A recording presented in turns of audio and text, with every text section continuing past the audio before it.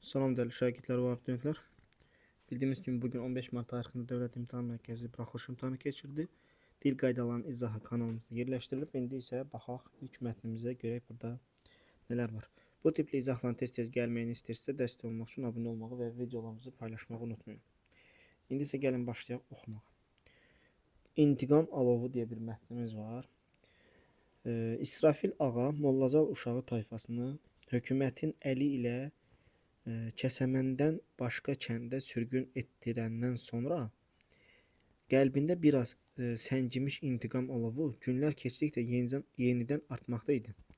Bir tərəfdən də tayfasının dəliqanlı cavanları atlarını Acıdəriyə çapmaq, Mollazal uşağı tayfasının yaşadığı evlərə hücum etmək üçün İsrafil ağadan icazə istəyirdilər. Lakin o məğlubiyyətdən qorxur, cavanların güclə ipini çəkirdi. İsrafil ağa bu günlərdə həmişəkindən çox fikirləşirdi. Onları yerindən oynadıb buraya gətirməliyik. Qoy onlar bizim üstümüzə gəlsinlər. Onda onlar açıqda, düzdə, biz dalda da, səngərdə olacaq da yəni. O zaman bizim birimiz onların onuna güc gələr. Demək istəyir ki, özü hücum eləməsin, onlar gəlsin. Səngərdə olan bunlar olsun, açıqda, düzdə olanlar onlar olsun da yəni. Mollacal uşağı tayfası sürgün ediləndən Kəsəməndə səssizlik idi. Lakin bir gecə güllə səsləri bu sakitliyi pozdu. Gün qalxan vaxt danışırdılar ki, bu atışma qəbirstanlıqda olub. Mollacal uşağı tayfasından olanların qəbirləri güllələnib. Qəbirlərin gülləyə tutulması xəbəri Acıdərədə Mollacal uşağı tayfasına çatanda onların arasında təlatüm yarandı. Çoxu atını yəhərsiz, yüyənsiz mindi. Hətta qız gəlinlərindən də yaraqlanıb döyüşə tələsənlər oldu. Bu tayfanın gəlib torpağına sığındığı kəndin cəmaatından da silaha sarılanlar oldu. Allah Hüseyn və dəlilik dərəcəsinə çatdı. Allah Hüseyn də dəlilik dərəcəsinə çatdı. Dəstənin qabağında atını yola doğru səyirtdi. At ayaqları yerə döyəzləyirdi. Toz duman qalxmışdı. Bu zaman tozun dumanın içindən hamını yerində dondurub saxlayan heybətli bir səs, bir çağırış eşitdi. Dayanın. 5 baş alıb gedənlər atların cilovunu çəkdilər, yerə endilər. Hamı atını yurdun hündür yerinə çıxmış uca qamətli ananın Gülnazın yanına sarı yedəklədi. Gülnaz üzünü bu ərlərə tutdu. Balalarım, dünyada gözlərimlə od üfürmüşəm, kösöv qaraltmışam. Çox məşəqqətlərdən keçmişəm. Axırda bu qənaətə gəlmişəm ki, səbir lazımdır. Düşmən bizi açıqdan açığa güllə qabağına çağırır, tələyə çəkir. Demək bu ana heç kəs başa düşmədi. Bu ana məsələni tutdu ki, bu qarşı tərəf nə etmək istəyir də? Qoyun düşmənin qurduğu tələ boş qalsın. Düşmən acizliyini bizi yox, cansız daşları gülləyə tutmaqla sübut etdi. Bu bizim qələbəmizdir.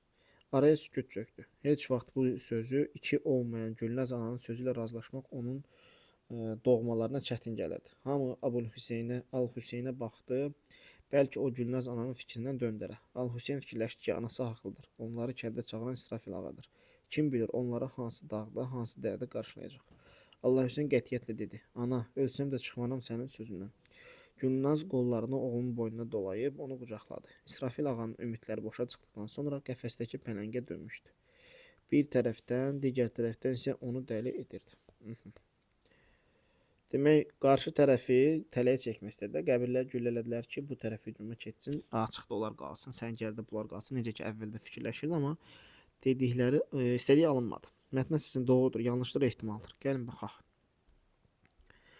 Mollacal uşağı tayfası vaxtilə İsrafil ağaya qarşı çıxmışdılar. Bu mətndə tam olaraq yazılmayıb, amma biz ehtimal edirik də, çünki bunları sürgün eləyir, eləmi? Bunlara qarşı intiqam alovu var. Yəni durduq yerdə niyə sürgün eləsin, niyə intiqam hissi olsun? Yəni bunu mən mətndə tam görməsəm də, demək bir doğrudur, hədif aşağı düşməkdə, 2 yanlışdır, 3 ehtimaldır, eləmi? Mən 3-ə A-nı eləyəcəm. Çünki dediyim kimi bir dəqiqə nə baş verir?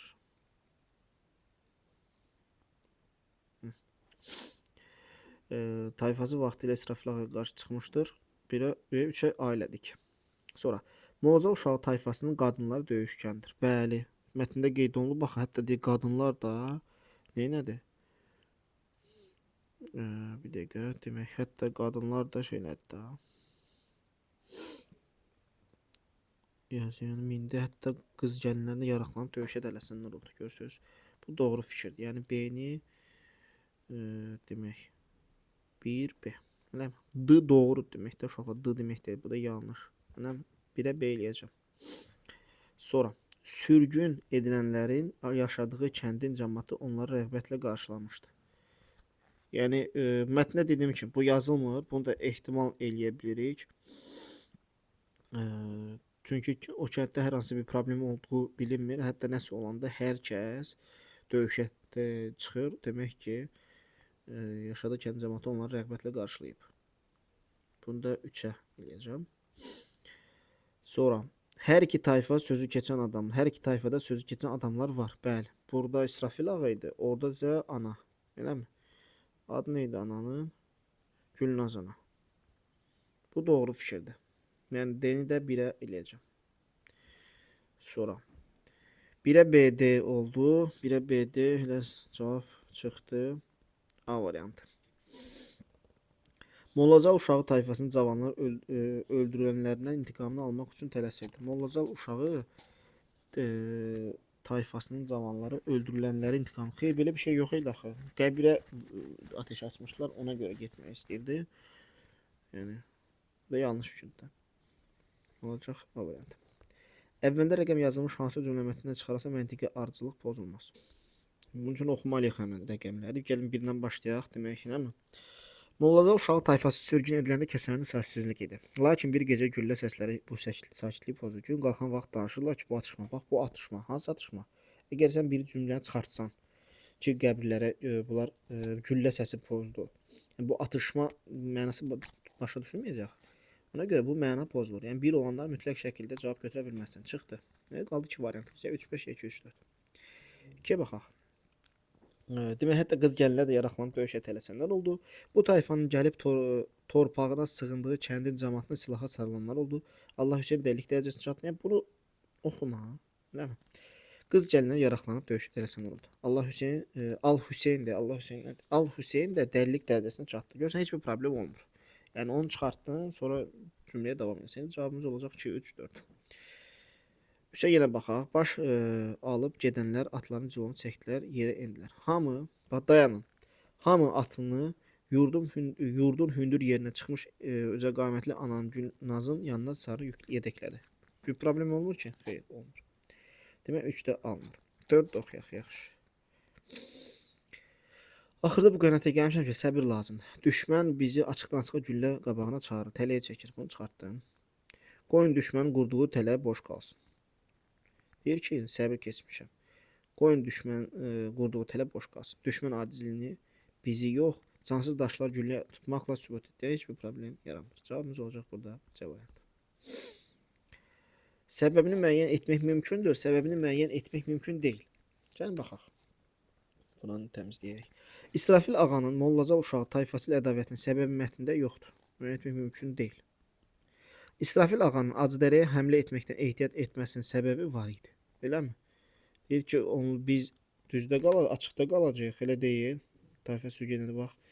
Deyir ki, həmişəkindən çox fikir, lakin o məğlubiyyətdən qorxur. Eləmi? Birbaşa açıq etməməsinin, həmlə etməkdən ehtiyat etməsinin səbəbi nədir? Məğlubiyyətdən qorxmasını idi. Bu var. Məqsədinə çatdıqdan sonra İsrafil ağanın intiqam hissinin artmasının məqsədinə çatdıqdan sonra, yəni ki, onu sürgün etdirdi, eləmi? Məqsədinə çatdı. Eləmi? Sürgün etdirəndən sonra qəlbində biraz səngimiş intiqam olub, günlər keçdi, yenidən artmaqda idi. Çatdıqdan sonra İsrafil ağanın intiqam hissinin artmasının səbəbi yazılmayıb da. Gülnaz ananın tayfa nümayəndələrini düşmənin cavabını verməkdən çəkindirmə. Gülnaz ananın tayfa nümayəndələrini düşmənin cavabını verməkdən çəkindirməsinin səbəbi var idi. Yazılmışdı. Ki, düşmən bizi tələyə çəkir. Tələsməyin də, hara geçir. Hökumətin Mollacal uşağı tayfasını başqa kəndə sürgün etmək məsələsində İsrafil ağaya dəstək olmasının səbəbi mümkün deyil. Bilmirik, yəni hökumət niyə söhbət elədi, niyə sürgün elədi, niyə bu Mollacal uşağı tayfasına İsrafil ağa daha doğrusu dəstək verdi. Heç bir şəkildə məlumatımız yoxdur. Cavabımız olacaq burada da 2-5. Gülnaz ana nitqindən baxaq görək nə var. Çox əzablar görmüşdü, gəzir, yazır. Çox məşəqqətdən keçmişəm, eləmi? Sonra demək bir doğrudur. Bunlar getdi. Düşmənə münasibətdə soyuqqanlı olmağı məsləhət görür. Bəli, deyir, soyuqqanlı olmaq lazımdır. Yəni birbaşa onların hücumuna sırazu qarşılıq vermək lazım deyil. 2-dən götürəcəm. Demək ya 4 ya 5 qaldı. Uzaq görənliklə vəziyyət dəyərləndirir. Düz. Düşmənlə barışıq niyyətində deyil. Sadəcə uzaq görənlik idi ki, qarşı tərəf bizi şeyə çağırır da. Yəni tələyə dəvət edir, istisara girsin. Hansı cümlədə altına xətt çəkilmiş birləşmənin kontekstə görə mənasına uyğun ifadə ilə işlənmişdir? Altına xətt çəkilmiş birləşməni gətirə bax görək hardadır. Ha, ipini çəkmək. Lakin o məlumat cavabların ipini çəkirdi. Yəni cavablar səsi sakitləşdirirdi, öz nəzarəti altına alırdı. Bu mənada da elə deyil. Buna silək. Yaşlı adam atı çətinliklə cilovladı və damın altındakı direğe bağladı. Bunun əlaqəsi yoxdur. Cilovunu bərk yığışdır. Bax bu olar, eləmi? Öz nəzarətinin altında saxlamaq bunu da qeyd elədik. Başında qol sındıracaq, onu da intizama dəvət etmək, o da olur. İxtiyarı əldən verdiyi üçün yaşatdıqca lap acılaşmışdır. Əlaqəsi yoxdur. 2, 3, 4 cavabımız olacaq. C variantı burada. Belə, indi gələk açıq suallara. Mətndə tünd hərflərlə verilmiş cümlənin mətnin səciyyəvi üslub xüsusiyyətlərinə uyğun zənginləşdirməklə yenidən yazın. Hə, bu demək olar ki, hər il buraxılışda çıxan sualdır. Gülnaz qollarını oğlunun boynuna dolayıb onu qucaqladı. Nə deyə bilər? Gülnaz qollarını oğlunun boynuna dolayıb onu qucaqladı. Bağrına bastı deyə bilərik, eləmi? Onu möhkəm qucaqladı deyə bilərik. Möhkəm qucaqlamaq şey yox. Bağrına basmaq olar, eləmi? Sonra ürəyinin bütün istiliyini ona verilmiş kimi onu möhkəmcə qucaqladı, onu bağrına bastı. Bu şəkildə məcazləşdirib. Başqa varmı? Yenə var. At ayaqları yerə döyəcləyirdi, toz duman qalxmışdı, göz görmürdü deyə bilərik toz dumanın qalxmasına. Və yaxud da ki, qalxan toz ətrafı duman kimi bürünmüşdü deyə bilərik. Yəni məcazi mənalı ifadələri artırırıq. Əvvəlində işarə qoymuş sözlərin mənasını müəyyən edək. Demək, səngimiş, intiqam hissi səngimiş, sakitləşmiş, eləmi? Və yaxud da ki, bitmiş olar. Bitmiş, intiqam olur. Günlər keçdi, daha da şey edirdi. Sonra burada nə var? Təlatum yaran. Təlatum dəhşətli mənasında dəhşət yaran deyə bilərik. Məşəqqətdə çətinlikdə. Nöqtələrin yerinə uyğun ifadələri yazmaqla cümləni tamamlayaq. İsrafil ağanın ümidləri boşa çıxandan sonra qəfəsdəki pələngə dönmüşdü. Bir tərəfdən çox əsəbləşmişdi. Digər tərəfdən isə